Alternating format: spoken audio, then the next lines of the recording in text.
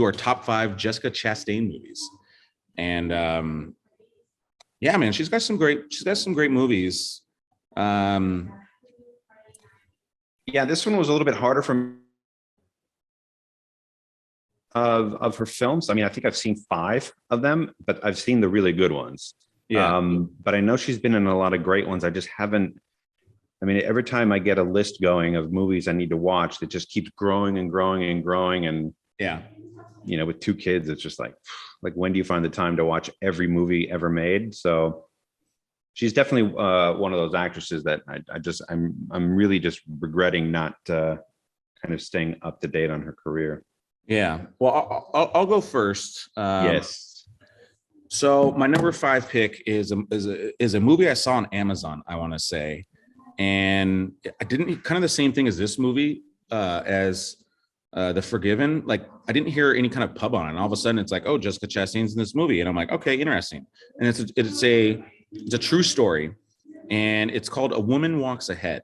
And she plays a character named Catherine Weldon. And basically she's a portrait painter in the 1890s. And she travels to Dakota to paint a portrait of Sitting Bull. And it's just kind of the same thing as this film. It's just like just kind of this interesting adventure, and it's just a different kind of story. But it's just fascinating, you know, again, like she's trying to paint Sitting Bull, who's obviously a iconic person in American history.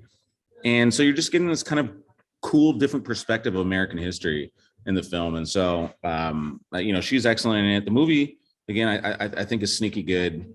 And again, it's not a movie that a lot of people have seen, but I thought it was a solid film. And I haven't, so I'll add that to my ever-growing list. Yeah, I think it looks like it's on Showtime right now. So if you have the Showtime, you can see it. My number 4 pick is a Western as well. She's in a movie called Lawless. You know, Tom Hardy's in it, Shia LaBeouf, Guy Pearce, Jason Clarke, just a bunch of solid people. Nick Cave wrote it, and he's also a composer. I really like Nick Cave. But it's a solid movie. It's a Depression era, about bootlegging. But have you seen Lawless, Speed, or no? No, I haven't. But I mean, that's right up my alley. Yeah, I mean, I would put this one up higher than all these other ones. Lawless is a very, very good film. Definitely think you'll like that one.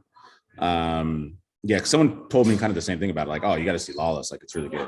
Tom Hardy like crushes in that one. He kills it every time.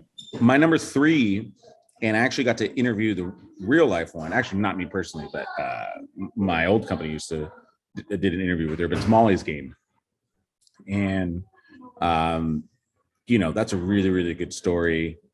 The book is excellent as well, but she plays Molly, obviously. And if you haven't seen that one, really, really good film. I believe it's on Netflix right now, if not another streaming service. But it should be fairly easy to watch. My number 2 is also kind of a smaller film called Miss Sloane. And this is like the film that really, really like. I mean, my number 1 film is maybe the number 1 reason why I like her, but this one was like another film where I was like, she really carried it. And she's just such kind of an obsessive, compulsive kind of character in this one. Yeah. But the music's really good. Max Richter did the score of it. Have you seen Miss Sloane or no? Yes, I have. Okay. And yeah, it's just a really, really interesting film. And then it's well written. And so it all comes to a nice heat at the end.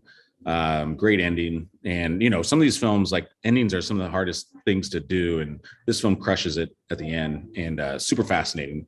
And then my number 1 should be pretty much a no-brainer, but Zero Dark 30. You know, this is to me, the film that really launched her into an A-list level actress.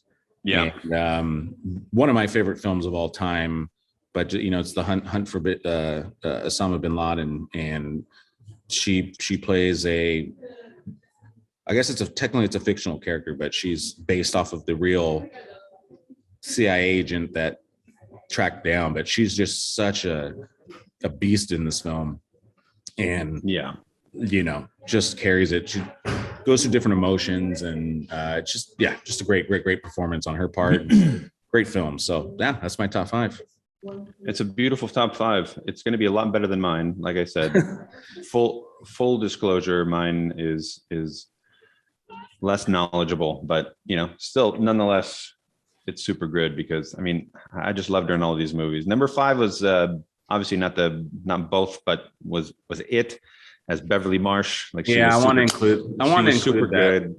good. She's super good, and I think I didn't really love the remake as much as I loved the original, but I thought that she did a great Beverly Marsh. Beverly Marsh was one of. I still thought for a remake though, it was an excellent remake. Yes, and like you're saying, it had a lot to live up to. Original.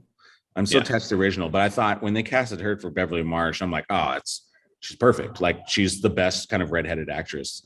Yeah, so that was actually going to be my number five, and then I went with kind of this unheralded woman walks ahead just because I wanted, a little bit of shout out to some smaller films of hers. So sure, which is good because we need to broaden our audience's mind here. That's right. But Beverly Marsh was such an important character in the original, obviously, and in the book. I mean, she's so central to all of those boys. She's sort of the glue that holds everybody together, and so you really needed somebody. She's technically kind of the main character. Yeah, you needed somebody to really kind of step up for that role, and I thought they casted her perfectly. Number four for me is Miss Sloane, for the same reasons. It's just a great movie. Number three was Zero Dark 30 for me. Whoa. Number two was Molly's Game. Molly's Game was great. I just loved it. I thought she was incredible. Number one for me is a movie that I've watched it like 3 or 4 times, and every time I watch it, I just pick up on something new, and I find it really fascinating. And the fact that it just keeps wanting me to watch it over and over again. It's Interstellar. I thought that her role in Interstellar was awesome. I thought her range that she did in her performance was amazing. Like she can be the super maddest. She could be cool and intellectual. She could be devastated to the point where you're almost crying as well. I mean, her range in that film is just incredible. It's not really good in that. It's not as big, obviously, as Matthew McConaughey's role, because that's like his movie. But the movie's about her in a way, and what it does, what she can do. And I think that she elevated that character. Yeah, and obviously, like like you're saying, her younger self obviously is a major character in that, and that's good. Yeah, I mean, like that, and even like The Martian. Again, like they were just 2 smaller roles, which is why I didn't include them in mine. But that Interstellar would have been right there, number 5, if not number 6 for me. Just again, the only reason why I didn't put it on my list was just a little bit too small of a role that compared to these other films, but that's a good one. Number one, I don't know about number one, but I just saw a full range on her, and that's why I was just drawn to it. Yeah, I mean, dude, she's excellent in everything she does. I'm never disappointed with her. So awesome, man. That's a good list.